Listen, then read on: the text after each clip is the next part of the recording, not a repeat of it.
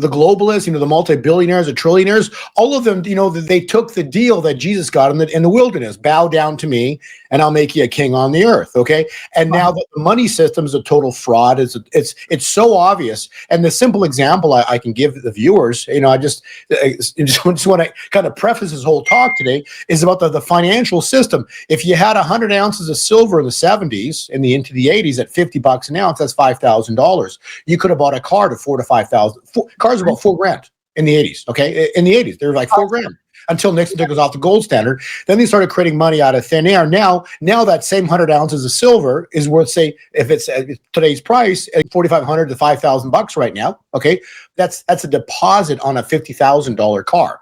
The cars didn't get 10 times better. They got 10 times more expensive because they created money out of thin air. You can apply that same rule to housing. The houses went from $30,000 to $500,000 now. So everything just exploded in price. Why? Because it's money creation out of thin air. People, the financial system's a fraud.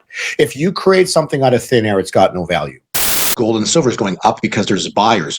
That's a problem because it's a precious metal. At some point, there's no more metal to sell. Listen, you got to think about that, okay? Because at some point, if someone came in with a mass amount of money right now, hey, I've got $1 billion, I want to buy up as much silver as I can. Guess what? It's all the silver above ground is gone. Above ground will be gone. That's the problem with what's happened, okay? They've created money.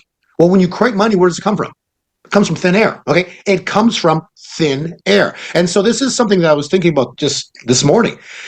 If you go back to the 80s, so because why this is important, because in the 80s, we had that Hunt Brothers spike on silver, with silver spiked up to $49, okay? So let's think about that for a minute. So silver spiked up to $49, gold got up to $850, and it topped out. So wait a second, silver's not even at all-time highs yet. It's not even at $49. Gold's already at 3,600, I believe right now. If I was checking 3,700. So it's way beyond $850. Silver's not even there where it was in the 80s yet. Think about this for a minute, okay? So in the 80s, I remember growing up and watching TV, and I would watch Price is Right. I had to guess the price of a car.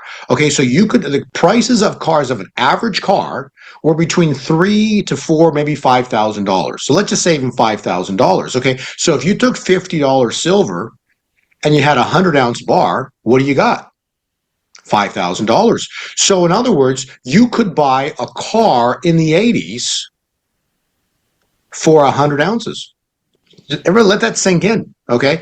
And then furthermore, so we're talking inflation right now, okay? So that 100-ounce bar today it's not even worth $5,000 yet. It's only worth $4,500 right now, maybe $4,700 right now. So again, it's almost at $5,000, but that same car from the 80s today is what? A mid-sized car, average car, what? $50,000? Think about that for a minute. What's happened since the 80s, okay? Why? Money creation. Because silver's still it hasn't even reached what it hit in the 80s for an all-time high. It's incredible. The money creation really disturbs me deeply. The amount of money that they've created, from millions to billions to trillions, now derivative contracts, quadrillions of dollars, that is the biggest disturbing thing, in my heart for all of these years, because you just can't keep creating money out of thin air and have people believe it actually is worth something. Think of this, okay? Do you have homeowners insurance? Do you have health insurance? Do you have car insurance? Okay. All of these things are for the just in case scenario, but yet nobody, if you don't have precious metals, do you have an insurance policy on your finances? Let that sink in a minute. Do you have an insurance policy on the money in your bank? Well, everybody, this is the actual confusion, because if you added up all the money that's in the bank accounts in America, this is crazy. If you add up all the money in the bank accounts, and then you add up, it's like, well, because, my money is insured. Oh, really? It's insured through the FDIC? Oh, really? Okay. Go look into the amount of reserves the FDIC holds, and then look at the total assets of all the bank accounts. Guess what? Of all the money in America versus the FDIC insurance, it's 1%. Think about that. So if you had $100, what on the back end of it, the only thing you'd get out if there was an event would be $1, because they would run out of insurance funds through the FDIC. No one's there to protect you. Okay, if you think they're there to take care of you, okay, Have you had an insurance policy? Have you gone to the doctor? Did you look at what they end up paying? How many people listening are fighting with their insurance company about a car accident, about a medical issue? You basically fight with the insurance company about everything. Why? Because they don't want to pay. They don't want to pay. So if you want to fight with the insurance company, hoping that the FDIC insurance might come actually give you something that might be a value on a market event, how about just get your own insurance?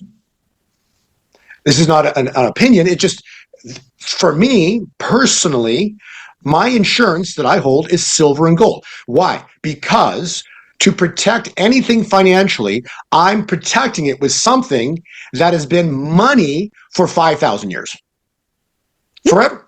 You can go back hundreds of years, thousands of years, it's always been money. Anywhere you go in the world, anywhere. If you want to dig up gold or silver, every time you dig up gold, silver comes with it, and you might get 10 ounces some places, you might get 15 in others, you might even get maybe 20 in some others, but if you average it out, it's somewhere around 15, 16 around the world. Nowhere is the ratio 70. So my point I'm trying to illustrate here is if you're going to invest, again, I don't want to give advice, but personally, I look at the ratio and I'm like, if I'm looking at a 70-to-1 ratio, which is absurd, literally absurd, it makes no sense. So if I was going to put money personally in precious metals, silver's the way to go. I was doing some math this morning on the car example from the 80s. If we look at the 100 ounces of silver, to buy that same car today, you'd have to have silver. Think about this number at $500 rough dollars. So 500 an ounce per ounce of silver times 100 ounces would give you $50,000, which would therefore get you that car that in the 80s cost $5,000. The only reason the car today is $50,000 because they created money out of thin air. I just want the viewers to think about, money supply, because that is the root of all this evil. They've been creating money out of thin air. Spoken about silver for a long time. It sat at $20, $25, $30, $35. I said, when silver starts breaking through $35, it's going to start accelerating. Yeah. We're about to see silver go through $50, and that marks the start. START. That only marks the start of the greatest financial event in human history. Because then the prophecy is, that's not the explosion. When it goes through 50, it's going to back off, and then it's going to explode with volcanoes in a national park popping off. And then you're going to see silver just rip to numbers that will unheard of or shock us. Yeah. Because why? Because their control system is broken. Yes. If their control system for silver is broken, the banks begin to collapse. Banks blow up. Silver is the trigger for the destruction of the banks.